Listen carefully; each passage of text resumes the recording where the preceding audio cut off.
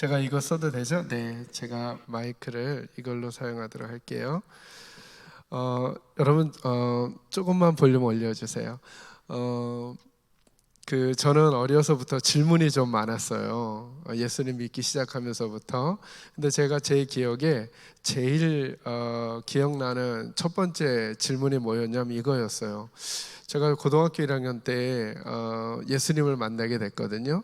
그래서 이제 어른 권사님, 집사님들하고 집회도 많이 참여해 보고 그리고 부흥회도 참여해 봤는데, 그렇게 부흥회나 집회 혹은 주일 예배를 드리고 나면 늘 어른 집사님 권사님들이 이러는 거예요. 목사님께, 목사님 은혜 받았어요, 그러시는 거예요. 근데 제가 궁금증이 생겼어요. 은혜 받았다는 게 뭐지? 여러분, 은혜 받았다는 게 뭐예요? 그게 궁금해가지고 제가 저를 맡고 있는 중고등부 우리 부장 집사님이 계신데 여쭤봤어요. 집사님, 은혜 받았다는 게 뭐예요? 라고 여쭤봤더니 이분이 뭐라 그러시냐면, 오규야, 은혜는 받아보면 알아, 이러는 거예요. 저는 은혜 받았다는 게 뭐냐고 여쭤봤는데 은혜는 받아보면 안다는 거예요. 그래서 제가 제 마음에 집사님이 답을 정확히 모르시나? 라는 생각이 들어서 제가 작은 개척교회를 다녔었는데 저희 담임 목사님께 여쭤봤어요.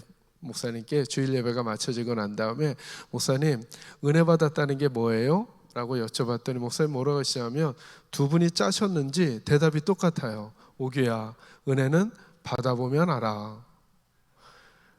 그래서 제가 이런 생각을 해서 어린 마음에, 제가 그때도 이제 목회자가 되고 싶은 마음이 있었는데요, 내가 나중에 성경을 가르치는 목회자가 되면 성도들에게 어려운 것을 아주 쉽게 알려주는 목회자가 됐으면 좋겠다라고 하는 마음이 있었어요.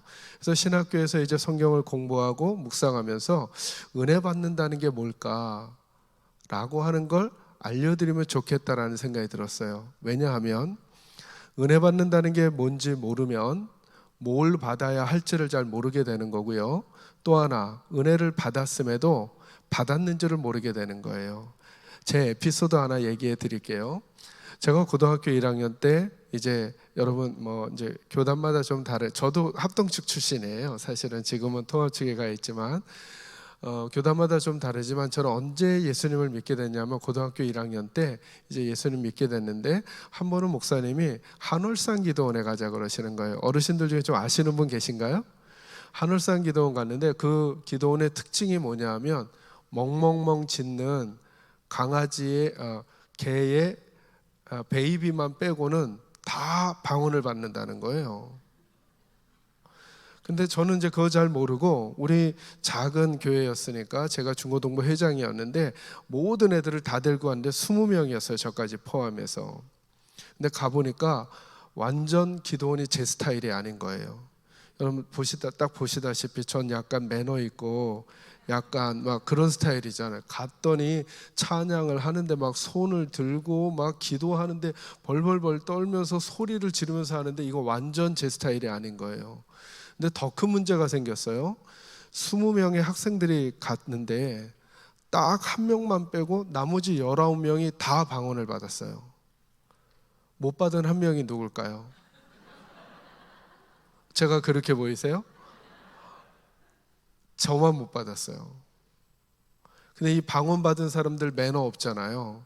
못 받은 사람 배려해서 기도할 때 저처럼 한국말로 기도해주면 좋은데 따따따 뭐 하면서 방언으로 막 기도하는데 저는 그때부터 마음에 상처가 되는 거예요. 왜냐하면 이 아이들 누가 끌고 왔어요? 안 간다는 아이들 제가 다 설득해서 데리고 간 거거든요. 근데 받아도 제가 먼저 받아야죠. 근데 나머지 19명이 받고 한 명이 못 받으니까요, 참 희한해져요. 한 명이 받고 19명이 받으면 우리 19명이 얘를 왕따 시키면 되거든요. 근데 19명이 받고 저만 못 받으니까 정말 힘들더라고요. 그래서 제가 목사님께 그랬어요. 목요일까지가 수련의 기간이었는데, 목사님 저 목요일 날도 마찬가지고 방언 받을 때까지는 안 내려가요, 이렇게 말했어요. 그게 안 내려가겠다는 게 아니라 속이 너무 속상하다는 거예요. 근데 그 기도원이 어떻게 해주셨냐면, 돌아가신 그 이천석 목사님이라는 분이 이제 방언을 한다 그러면 우리가 말로도 막 이상한 발음을 낼 수 있잖아요. 그러면 이상한 발음으로 막 할까봐 진짜와 가짜를 통변을 해주면서 이렇게 저기를 해주셔요. 근데 이렇게 강단 앞에 앉으셔서 한 분씩 나오라 그래가지고 지금처럼 마이크를 이렇게 대주고 방언 기도를 해보라 그래서, 만약에 머리에다 대고 방언 기도를 하는데 진짜면 이마를 톡 쳐주시고 가짜면 뺨을 때리셔요. 그런데 이제 제가 오전 집회가 끝나고 목요일 날, 이제 오늘 오후에는 가야 되는데, 오전 집회가 끝나고 나서 후배랑 터덜터덜한 마음으로 예배당 문 밖을 딱 나가는데 귀에 스피커에서 들리는 거예요. 어떤 소리인가 했더니 누군가가 방언 기도로 목사님에게 안수받으면서 그것이 가짜인지 진짜인지를 검사하는 거예요. 근데 제가 그 소리를 듣자마자 옆에 있던 후배한테 뭐라 그랬냐면, 저건 나는 예전부터 하던 건데? 제가 그랬어, 저도 모르게. 그랬더니 후배가 형도 한번 나가보라는 거예요. 근데 잘못 나갔다가는 어디 맞아요? 뺨 맞을까 봐 저기 하는데, 제가 하는 게 맞으니까, 저도 저렇게 해본 적이 있으니까, 그래서 두려운 마음으로 줄을 섰다가 목사님 앞에 섰는데, 목사님이 제 이마에 손을 딱 대자마자 그때 했던 그 발음의 기도가 후루룩 나가면서 목사님이 제 이마를 탁 쳐주셨어요. 네, 아멘이죠. 저는 제 자랑을 지금 하려는 게 아니라 이 얘기를 하려고 하는 거예요. 저 방언 언제 받았어요? 그때 아니면 한참 전에. 근데 그 받았다는 걸 모르니까 그 3박 4일 동안 제 마음은 지옥이었어요. 받았는데도 받은 줄을 모르니까. 여러분, 오늘 오전 예배 때 은혜 받으셨어요? 뭘 받으신 건데요? 라고 한다면 그 대답을 가지고 있어야 내가 바르게 받았는지, 아니면 뭘 받아야 할지 방향을 정할 수 있는 거예요. 제가 이제 은혜 받았다는 걸 둘로 정리해 드릴게요. 앞으로 여러분들은 꼭 모든 예배를 드릴 때마다 이 두 가지 일이 여러분에게서 일어나기를 주의 이름으로 축원합니다. 하나는 이거예요. 목사님이 앞에서 말씀을 전하시는데 자꾸 아멘이 되는 거예요. 자, 아멘이 된다는 게 뭐예요? 목사님이 전하시는 말씀이 누구 마음하고 맞다는 거예요. 내 마음하고 맞아요? 근데 목사님이 전하는 하나님의 말씀이잖아요. 그러니까 자꾸 고개가 끄덕여진다는 것은 내 마음이 누구 마음하고 같아지는 거예요? 하나님하고. 그러면 은혜 받는 거예요. 그러니까 이제 청암교회 식구들은 오늘 이 시간에도 마찬가지고, 주일날 목사님이 말씀을 전하실 때마다 자꾸 고개가 끄덕여지고 아멘이 되잖아요. 그러면 꼭 아멘 하시기 바랍니다. 아멘 하면서 이 생각도 한 번 더 하는 거예요. 나 지금 뭐 받고 있다? 은혜 받고 있다. 아멘이신가요? 그렇구나. 내가 자꾸 하나님의 말씀에 고개가 끄덕여지고 마음의 고개가 끄덕여지고 아멘이 되면 아멘을 하면서 나 은혜 받고 있구나. 내가 누구와 마음이 같아지고 있다는 거예요. 하나님과 마음이 같아지고 있다라는 걸 깨닫게 되기를 간절히 소망합니다. 그런데 이러면 어떡하실래요? 오늘 목사님이 말씀을 전하시는데 제가 말씀을 전하는 이 시간에도 마찬가지예요. 여러분의 마음과 생각이 달라요. 그럼 아멘 하실래요? 아니면 노멘 하실래요? 노멘 하실 거죠. 아니, 하나님의 말씀을 전하는데도 어떻게 하실래요? 여러분의 생각과 다르면 저를 째려보실래요? 어떻게 하실 거예요? 사실은 이 부분이 더 중요한 거예요. 여러분, 우리 장로님들이나 권사님들 기도하실 때 이런 기도 들어보셨어요? 혹시? 하나님, 오늘도 하나님의 전에 거저 왔다가 거저 돌아가지 않게 해주세요. 이런 기도 들어보셨죠? 이런 상황이면 거저 왔다 거저 돌아가는 건지 분별해 주세요. 내가 오늘 목사님의 말씀을 듣는데 내 마음하고 똑같은 것에만 아멘을 하고 내 마음과 다른 것은 거절해 버렸어요. 그리고 돌아가면 나는 왔던 대로 똑같이 가나요? 달라져서 가나요?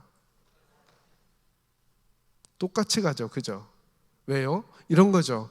내 마음에 내가 네모를 담고 왔어요. 그날 주일에. 근데 오늘 목사님 말씀하시는데 네모 같은 말씀만 다 하시는 거예요. 그럼 아멘이 돼요? 안 돼요? 되죠. 너무 쉽죠. 아멘, 아멘 하고 세모 같은 말씀은 다 거절하고 갔어요. 그러면 올 때도 내 마음에 뭐만 있어요? 네모만. 갈 때도 뭐만 있어요? 네모만. 그래서 우리가 매 주일마다 왔던 대로 그대로 가는 거예요. 진짜 은혜를 받는다는 건 뭐냐 하면 오늘부터 이 씨름을 한번 해보셔요. 내가 네모를 가지고 왔는데 오늘 하나님의 말씀이 내게 말씀하시는데 나에게 세모를 말씀하세요. 그러면 누굴 걸 포기할까요? 내 거를 끄집어내고 누구 걸 집어넣어요?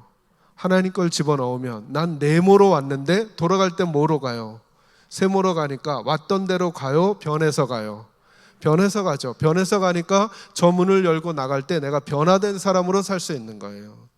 그러니까 진짜 은혜 받는다는 거 두 번째 건 뭐냐 하면 내 생각과 다른 하나님의 말씀이 들릴 때 누구 걸 포기하고요. 내 걸 포기하고 누구 걸 집어넣어요. 한번 따라합니다. 믿음이란, 조금 더 크게요. 믿음이란 내 생각을 끄집어내고 누구 생각을 넣어요? 하나님의 생각을 넣는 거예요. 질문할 테니까 답해 주세요. 여러분, 고난이 좋아요, 싫어요? 이렇게 세게 얘기할 줄은 미처 몰랐어요. 자, 네, 우리 다 저와 함께 다 동종업계에 있으니까 편안하게. 여러분, 고난이 좋아요, 싫어요? 우린 고난이 싫어요. 그죠? 근데 하나님은 뭐라고 말씀하세요? 고난 당한 것이 내게 유익이래요. 아멘이에요? 자, 이걸 그냥 입으로만 아멘하는 게 아니라 여러분과 저는 고난이 좋아요, 싫어요? 난 싫잖아요. 근데 하나님이 뭐라 그러셔요? 고난 당한 것이 유익이래요. 야고보서에서는 뭐라고까지 말씀하시냐면 그러므로 너희가 고난 당할 즈음에 도리어 기뻐하래요. 왜요? 그게 내게 고난이 유익이 될 거니까. 오늘도 이 자리에 있는 우리 권사님들, 집사님들 중에 자녀의 일 때문에, 가정의 일 때문에 마음이 힘들고 어려운 분들이 있어요. 오면서 그런 생각했을 거예요. 왜 나는 이렇게 힘들게 지낼까? 그게 내 마음이었는데 만약에 하나님의 말씀이 고난당한 것이 내게 유익이다라고 말씀하시면 오케이, 내 마음은 아직 거기에 설득되지 않았지만 나는 내 생각을 포기하고 누구 생각을 집어넣어요? 하나님의 생각을 집어넣는 거죠. 그게 믿음이 좋아지는 거예요. 저는 여러분에게 이 일이 일어나기를 간절히 소망합니다. 여러분 보셔요. 한 번 더 생각해 보시면 이런 거예요. 믿음을 갖는다라고 하는 건 내가 바라보는 세상을 내 안경으로 바라보는 게 아니라 누구 안경으로 갈아 끼우는 걸까요? 하나님의 안경을 쓰는 거예요. 제가 이 목사님처럼 저도 미국에서 이 목사님은 오래 계셨지만 저는 짧게 유학을 하고 들어왔는데요. 한 번은 아내랑 아이들과 함께 어느 지역을 이렇게 드라이브 할 일이 있었어요. 근데 너무 햇볕이 따가워서 제가 선글라스를 끼고 있었거든요. 근데 선글라스를 끼고 한참 가다 보니까 선글라스 낀 걸 잊어버리고는 아내한테 뭐라 그랬냐면 아니 여보 오늘 날이 왜 이렇게 흐려? 그때 아내가 하는 말이 선글라스 꼈잖아요. 이렇게 알려주는 거예요. 원래는 무슨 색깔이었어요? 밝은 색깔. 선글라스를 끼니까 그 색깔이 되죠. 제가 지금은 그냥 하얀 투명 안경을 썼지만 제가 노란색 안경을 쓰는 순간 여기는 어떤 색으로 보일까요? 여러분, 믿음을 갖는다라고 하는 건 뭐냐 하면 누구 안경을 쓰는 거예요? 하나님 안경을 쓰는 거예요. 하나님 안경으로 여러분 자녀를 다시 보셔요. 하나님 안경으로 여러분 가정을 보시는 거고 하나님의 안경으로 우리 교회를 다시 보는 거예요. 과연 하나님이 우리 교회를 어떻게 보실까? 그래서 내 마음속에 내 생각을 끄집어내고 하나님의 생각을 집어넣는 것이 믿음이라는 걸 잊지 마시고, 은혜를 받는다고 할 때 그러니까 온 신경을 다 곤두세우고 말씀을 들을 때마다 생각하세요. 오늘 하나님이 내 마음과 똑같은 말씀을 주시면 나는 아멘에서 은혜를 받고, 만약에 내 마음과 다른 하나님의 말씀을 주시면 누구 생각 포기하고 내 생각을 포기하고 하나님의 생각에 아멘 해가지고 은혜 받는 우리 식구들이 되기를 주의 이름으로 축원합니다. 그러면 우리 속사람의 생각이 바뀌어져요. 여러분, 관점이 달라진다는 게 얼마나 중요하냐 하면 제가 성경 본문 하나 설명해 드릴 테니까 정직하게 따라오셔요. 마태복음 20장 1절에서 16절에 보면 어느 포도원 주인이 일꾼을 구하러 가요. 일꾼을 구하러 새벽에 가서 새벽에 한 사람을 일하라고 하고는 얼마를 주겠다고 해요. 근데 이 주인은 좀 이상해요. 대부분의 일꾼을 새벽에만 구하지 오전 9시에 안 나가거든요. 근데 오전 9시에도 가보니까 일자리를 못 구한 사람이 있어서 가서 일을 하라고 하고 얼마를 주겠다 그래요. 12시에도 한 사람을 데리고 가고 우리 시간으로 3시쯤에도 한 사람을 데리고 가고, 퇴근이 몇 시냐 하면 6시인데 5시에도 한 사람을 데리고 가서 일을 하라고 하는 거예요. 그리고 급기야 1시간이 지난 다음에 이제 삭스를 주는데 얼마를 주냐 하면, 자, 5시에 온 사람 얼마 동안 일했어요? 1시간 일했죠. 1시간 일했는데 얼마를 주냐 하면 오늘날 우리의 일당으로 그냥 편안하게 계산하면 10만 원 주는 거예요. 여러분, 이때 입꼬리가 실룩실룩하면서 괜히 가슴이 벌렁벌렁하면서 기대감이 막 생긴 사람은 누굴까요? 제일 많이 생긴 사람, 새벽에 온 사람이죠.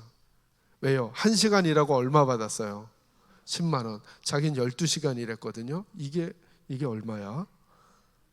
그 마음이 떨리기 시작하지 않았겠어요? 그런데 이상한 일이 생겼어요. 주인이 3시에 온 사람에게도 얼마를 줘요? 10만 원. 그저 그때부터는 기대에 찼던 마음이 도리어 불안하고 초조하고 그리고 전쟁 같은 마음으로 바뀌어버린 거예요. 아니야, 그럴 리가 없어. 그럴 리가 없어.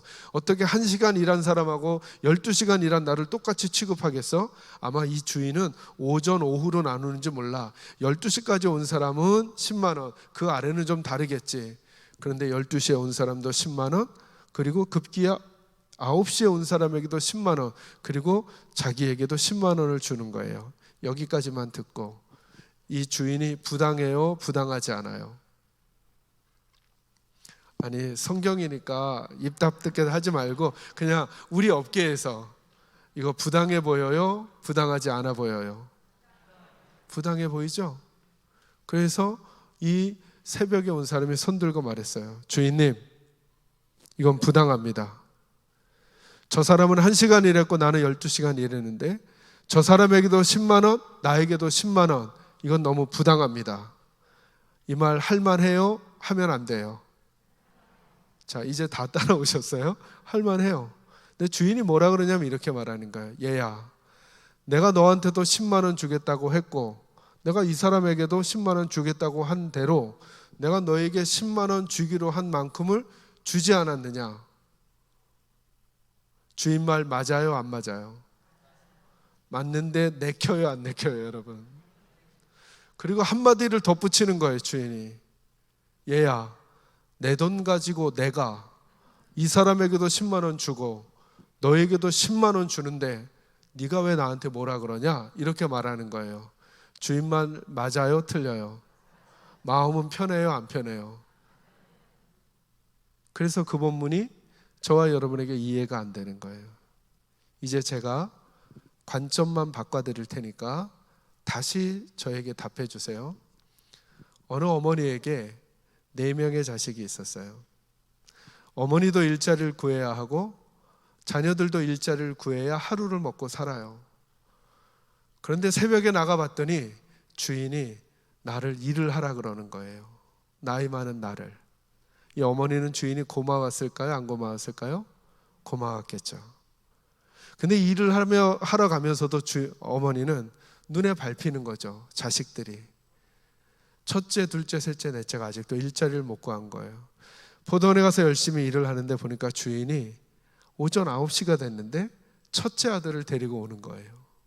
그래, 너는 10만 원은 못 받더라도 그래, 7만 원 정도는 받아서 하루를 살아가거라.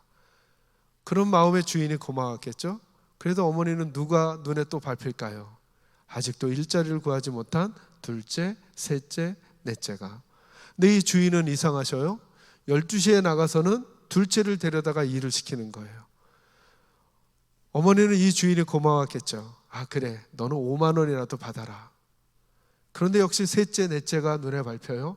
그런데 끝내 주인이 3시에는 셋째를, 5시에는 넷째를 데리고 오는 거예요. 그래, 너는 1시간밖에 일 안 하니까 10,000원만 받아서라도 그거 가지고 빵이라도 사서 하루를 지내거라 하는 마음에 주인이 고마웠을 거예요. 그런데 1시간이 지나고 나서 주인이 막내 아들에게 얼마를 주는 거예요? 얼마를 줘요? 10만 원. 그때 어머니가 이렇게 할까요? 주인님 잠깐만요. 이건 부당합니다. 라고 할까요? 아니면 10,000원밖에 받지 못했을 우리 아이가 10만 원을 받게 되는 그 일이 주인에게 고마웠을까요? 왜 이렇게 달라지셨어요? 왜 이렇게 달라지셨어요? 여러분, 이 본문은 20장 1절을 읽어보시면 이게 하나님 나라의 비유래요. 근데 교회 공동체를 살아가는 우리들조차도 아직도 관점을 바꾸지 않았어요. 옆에 있는 사람들이 남이지 식구라고 생각하지 않는 거예요. 그래서 그 본문을 읽으면서도 남과 남으로 보니까 정당성의 문제로 가는데, 관점을 딱 바꿔서 하나님 나라의 가족으로 보니까 어머니는 절대 손들고 주인이 부당하다고 하지 않을 거예요. 10,000원밖에 받지 못했을 내 아들에게 10만 원을 주는 주인이 더 감사하고 고마웠겠죠. 여러분은 어떠세요? 여러분은 교회 김장하려고 6시에 나왔어요. 근데 김 집사는 5시에 나왔어요. 눈치 없는 담임 목사님이 6시쯤 오더니 김 집사를 막 칭찬하시는 거예요. 열받아요, 안 받아요? 하여튼 우리 목사님은 진짜 상황도 모르고, 김 집사 지금 이제 1시간밖에 일 안 해, 이런 마음 드시잖아요. 근데 만약에 5시에 여러분의 자녀가 와서 뭘 좀 도와줬는데 목사님이 그 자녀를 막 칭찬하시는 거예요. 그럼 목사님이 얄미워요, 고마워요? 왜 이렇게 되죠, 자꾸? 여러분, 관점의 차이라니까요. 이 관점을 바꿔야 교회가 천국이 될 수 있어요. 그래서 여러분, 매번 하나님의 말씀을 들을 때마다 하나님이 나에게 생각을 바꿔주시고 내 눈을 자꾸 바꿔주시려고 하는구나. 내 걸 고집하지 말고 누구의 것을 집어넣어요? 하나님의 것을 집어넣는 훈련을 하시는 여러분들이 되시기를 바라고, 그래서 오늘 여러분이 만나고 있는 여러분의 개인적인 가정적인 사정과 형편도 우리 눈으로만 보지 않는 거예요. 단예로, 코로나가 위기예요, 아니에요? 자, 이제 대답이 자꾸 적어지죠. 코로나가 위기예요, 아니에요? 보셔요. 근데 질문할 테니까, 코로나가 위기라고 하나님이 그러셨어요? 아니면 세상이 말했어요? 세상이 말한 걸 가지고 하나님의 백성들도 다 코로나가 위기래요. 아니죠. 우리는 하나님의 평가를 들어야죠. 하나님은 우리의 고난이 우리에게 뭐가 될 수 있다고요? 유익이 될 수 있다 하시니 여러분 따라 하십시오. 코로나는 우리에게 기회가 될 수 있습니다. 그래서 제가 교회들을 보니까 코로나 전에는 안 했던 사역들이 막 일어나고 있어요. 안 했던 방법으로 복음을 전하려고 하고 생각지도 못했던 것들에 대해서 준비를 하는 것으로 바뀌어질 수 있는 거예요. 그러니 여러분들도 자꾸 무엇인가를 말하기 전에 내 마음속에 누구의 것을 담아야 될까요? 하나님의 것을 담는 거예요. 오늘 본문 말씀 가지고도 여러분과 글씨름하려는 거예요. 오늘 본문 말씀 여러분 잘 아시는 본문이죠. 어느 아버지에게 귀신 들린 아들이 있었어요. 어려서부터 말도 못하고 그리고 듣지도 못해요. 그런데다가 가끔 이 아이가 힘이 너무 세가지고 물에다가도 자기를 던지고 불에도 던진대요. 여러분, 우리가 글로 읽으니까 쉽게 읽지만 만약에 이게 우리 자녀라고 생각해 보세요. 이 아버지는 정말 사는 게 사는 것 같지 않았을 거예요. 근데 어느 날 이야기가 들려와요. 저 나사렛에서 온 예수라고 하는 젊은이가 있는데 그 사람에게 나가면 병자도 고쳐지고 귀신 들린 사람도 온전하게 된다는 거예요. 그래서 이 아이를 데리고 예수님에게 가는 거예요. 근데 예수님이 없어요. 예수님이 어디가 계셔요? 마가복음 9장 1절에 보면 예수님이 변화산에 올라가 계셔요. 여러분에게 성경을 읽는 팁을 하나 알려드릴 테니까 잊지 마세요.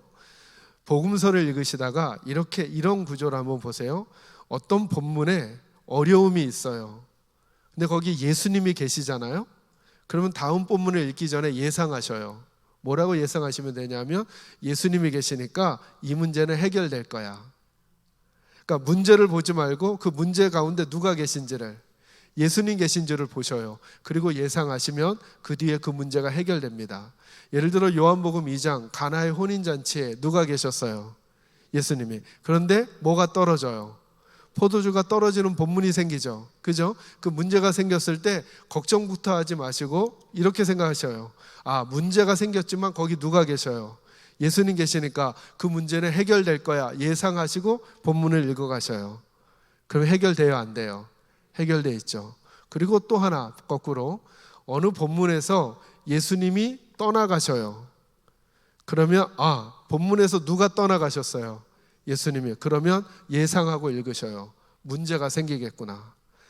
예수님께서 12제자와 함께 계시다가 3명의 제자만 데리고 어디 올라가셨어요?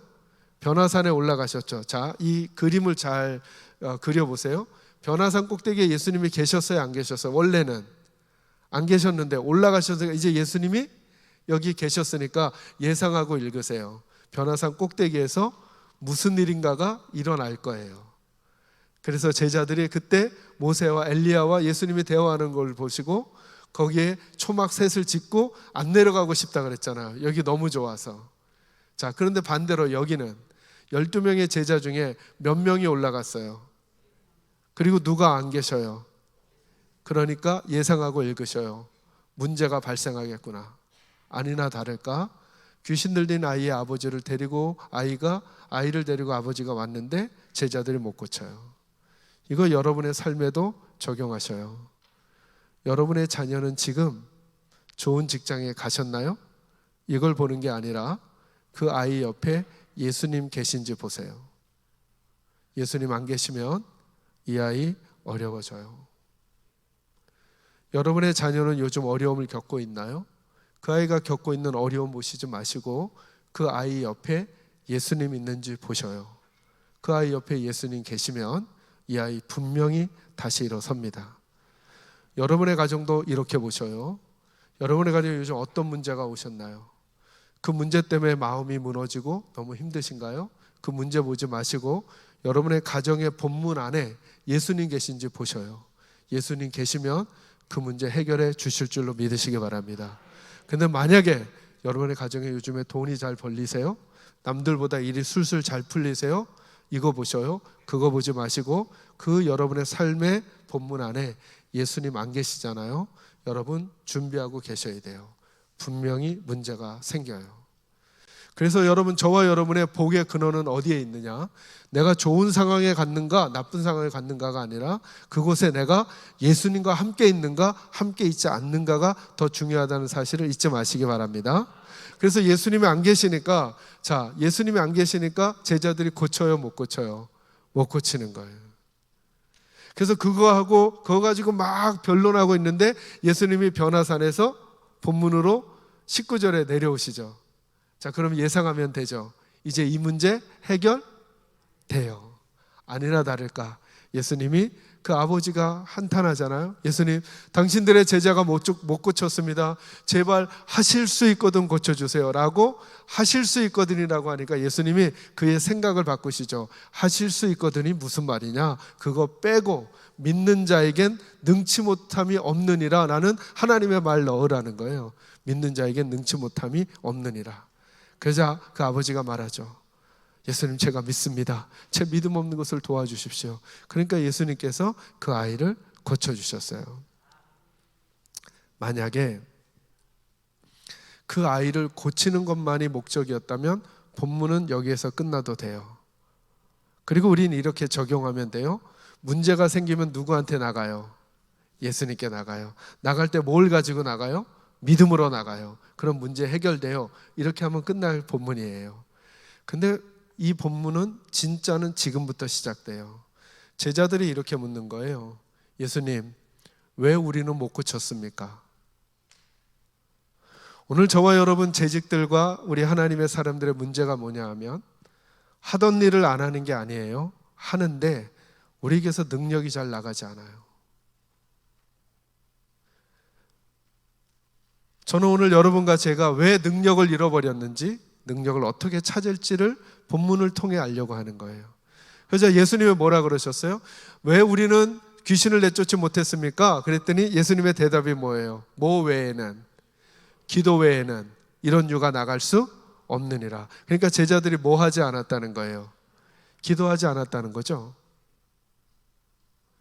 여기서부터 질문. 제자들이 기도했을까요? 안 했을까요?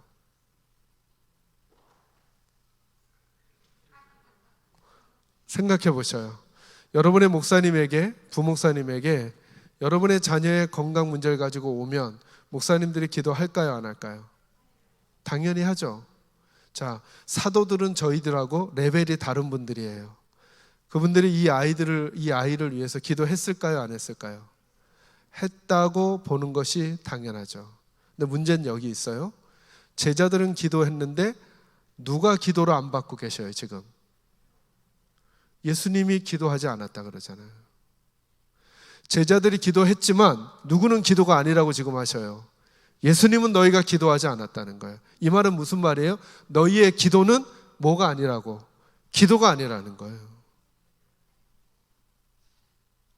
만약에 이렇게 말씀하시면요, 오늘 저와 여러분이 같이 이렇게 예배하는데 하나님이 이렇게 말씀하는 거예요. 누구의 예배는 예배지만 누구는 예배가 아니야. 근데 성경에 실제로 그런 일이 있죠. 가인과 아벨이 함께 하나님께 제물 드리지만 하나님이 가인의 제물은 거절하셨어요. 그 부분 잘 읽으시면 그 앞에 표현이 하나 더 있어요. 가인과 그의 제물을 거절하셨어요.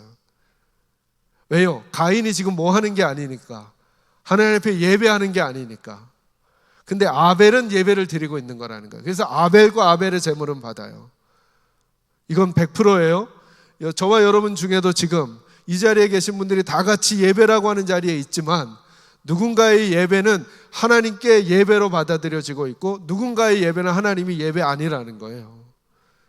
제자들에게 말하는 거예요. 제자들 분명히 아마 그 귀신 들린 아이가 왔을 때 기도했을 거예요. 아마 처음엔 점잖하게 예수의 이름으로 귀신아 물러가라. 근데 안 물러가니까 조금 더 억센 발음을 가지고 예수의 이름으로, 그 다음엔 침을 튀기면서 아마 등을 두드리면서 했을지도 몰라요. 문제는 이거예요. 그들은 그렇게 했는데 누가 기도가 아니라고 하는 거예요? 예수님이. 누구 말이 맞아요? 예수님 말씀이 맞죠? 여러분 기도하셔요, 안 하셔요? 이젠 대답도 안 하시기로 하신 건 아니죠? 편안하게 기도하셔요, 안 하셔요?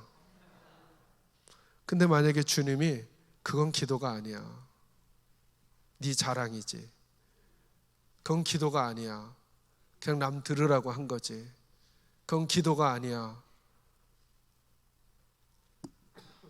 라고 말씀하시면 어떡해요? 여러분 교회에서 봉사하세요, 안 하세요? 하시죠?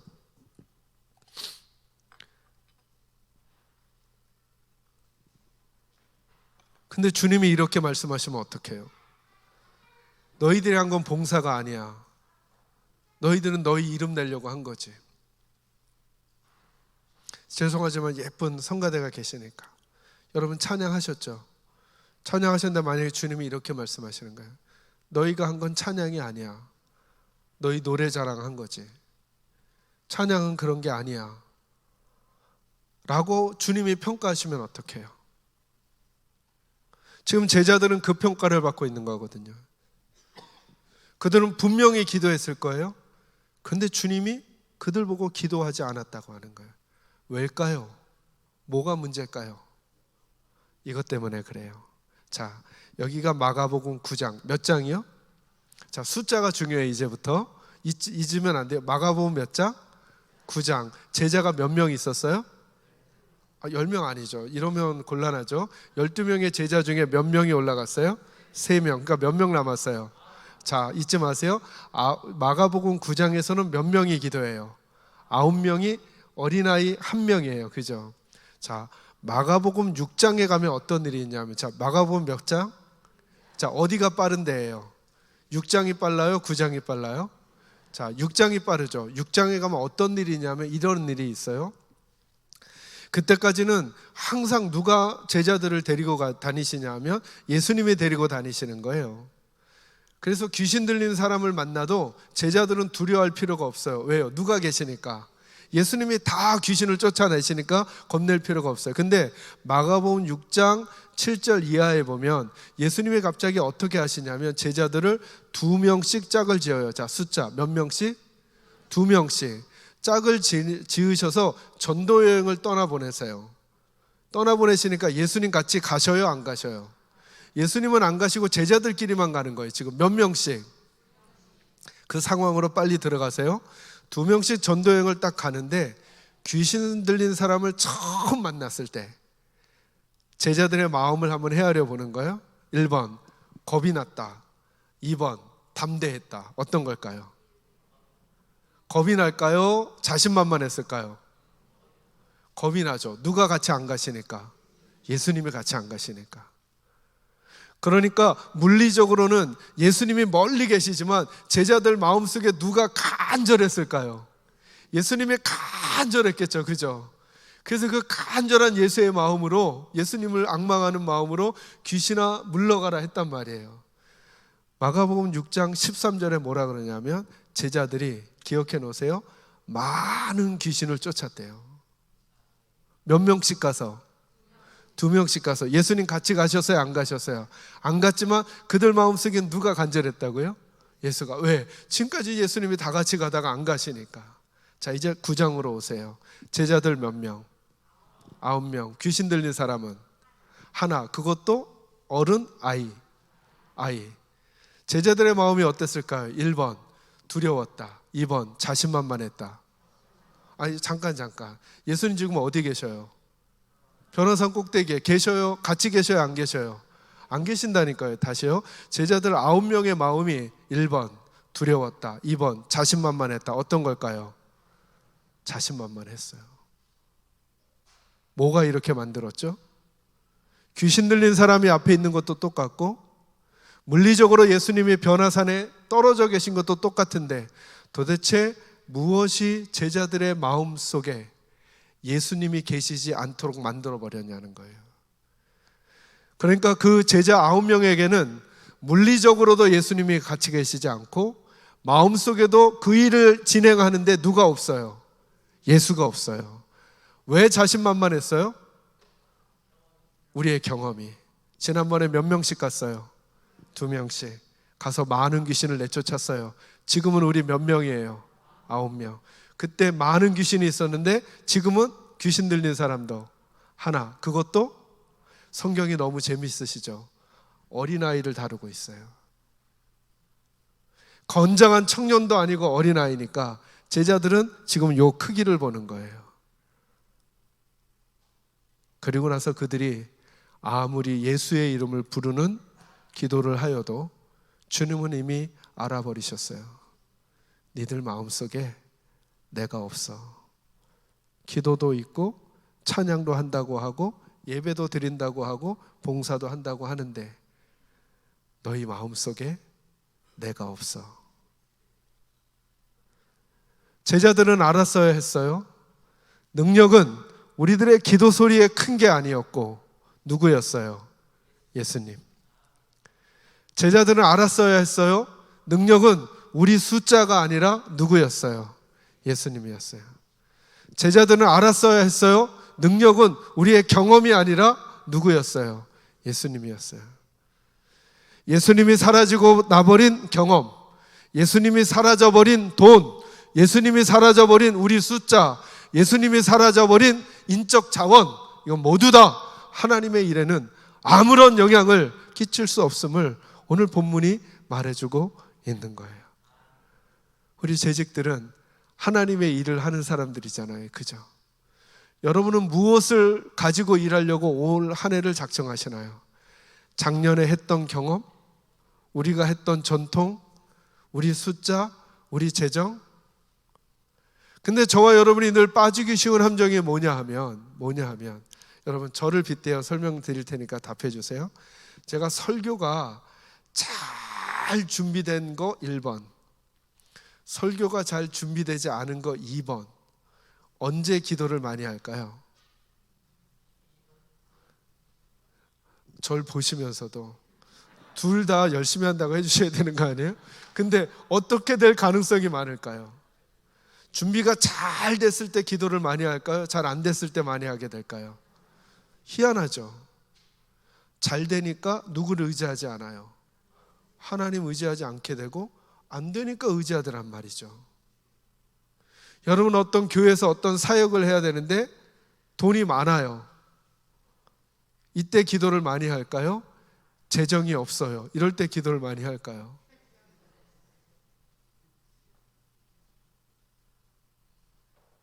이래야 되는 거 아니에요? 2명이 귀신을 내쫓을 때도 내 안에 예수 없이는 안 된다는 마음을 꼭 갖고 9명이 한 명의 아이의 귀신을 내쫓는 일이 생겨도 누구 없이는 안 된다는 걸 잊지 말아야 돼요. 예수 없인 안 된다는 걸 잊지 말아야 되는데, 혹시 우리 재직들은 어느 순간부턴가 예수가 빠져나오시진 않았어요? 우리가 찬양할 때 지금 전화 오잖아요. 혹시 그런 거 아니냐고?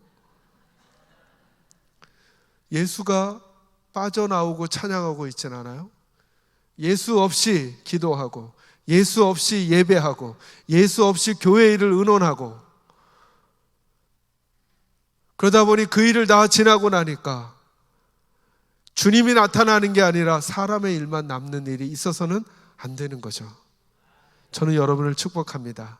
우리 청암교회의 작은 일부터 큰 일까지 능력은 우리의 숫자나 우리의 경험이나 우리의 일 크기에 따라 결정되는 게 아니라 예수로 결정되기를 주의 이름으로 축원합니다.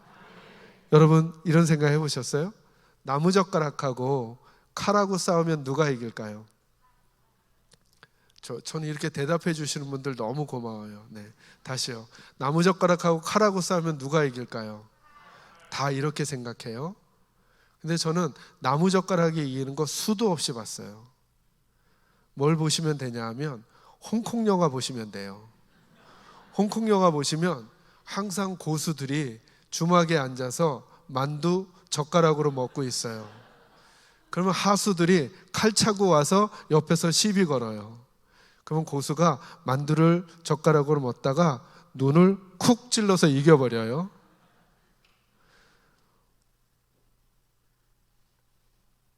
여러분과 저는 자꾸 칼이 되려고 그래요. 그리고는 하수인 우리가 우리 인생을 움직여가요. 그러지 마시고 우리가 나무젓가락이어도 괜찮아요. 고수이신 하나님께 붙들려야죠. 그 하나님께 붙들려야 우리 인생이 달라지는 거예요. 여러분, 홍해를 가른 사람이 누구예요? 이젠 대답 이것도 안 가르쳐 주시죠? 모세 아니죠? 누가 갈랐어요? 하나님이 갈랐죠. 그때 모세가 하나님께서 말씀하셨어요. 네가 든 지팡이를 내밀라 그랬어요. 여러분, 그 지팡이 나무 이름이 뭐예요? 이러면 꼭 성경 좀 읽으셨다는 분은 막 생각하려고 그래요. 안 나와요. 나무. 왜요? 나무의 재질은 아무 의미가 없으니까. 하나님이 쓰시면 되니까. 이거 물어보시는 거예요, 스스로에게. 하나님이 지금 날 쓰고 있는가? 내가 날 쓰고 있는가? 하나님이 날 쓰셔야 놀라운 일이 일어나요. 하나님이 날 쓰셔야 기적이 일어나는 거예요. 그래서 여러분, 순종이 어려워요, 쉬워요? 그냥 막 대답하면 나중에 후회하는 일이 생겨요. 순종이 어려워요, 쉬워요? 근데 여러분 생각해 보세요. 순종이 왜 어렵냐 하면, 자, 하나님이 시키신 일은 어렵지가 않아요. 보실래요? 홍해를 가를 때 하나님이 쓰신 방법이 뭐예요? 뭐 하면 된대요? 나무를 쥔 손을 뭐만 하면 된대요.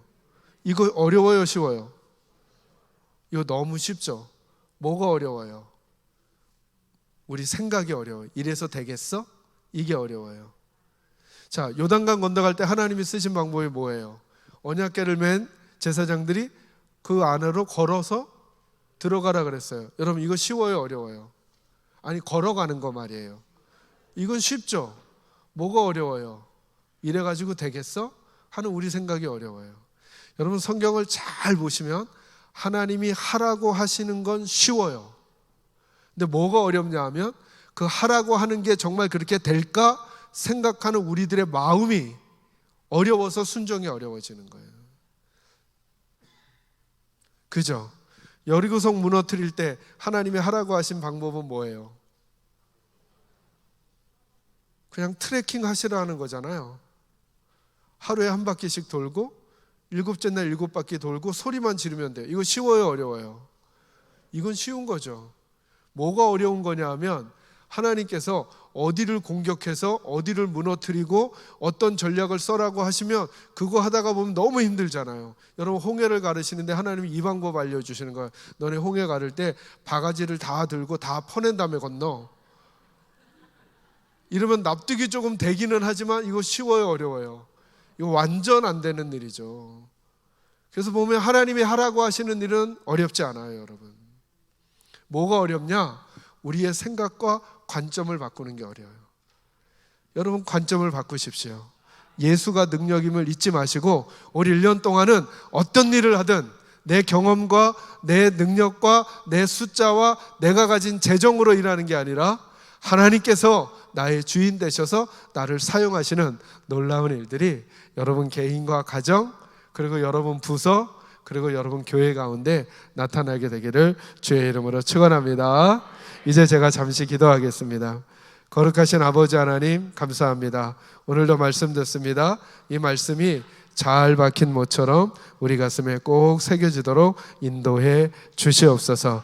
우리 청암교회 식구들은 홀로 능력과 홀로 재정과 홀로 경험으로 일하지 않게 해주시고, 능력은 오직 예수님께로부터 나온다는 사실을 알고 예수님께 붙어 있고 예수님을 의지하며 살아가는 믿음의 식구들, 그래서 하나님께서 아름답게 아름다운 일들을 행하시는 것에 증인되며 살아가는 믿음의 식구들이 되도록 축복해 주옵소서. 예수님의 이름으로 기도합니다. 아멘. 아멘.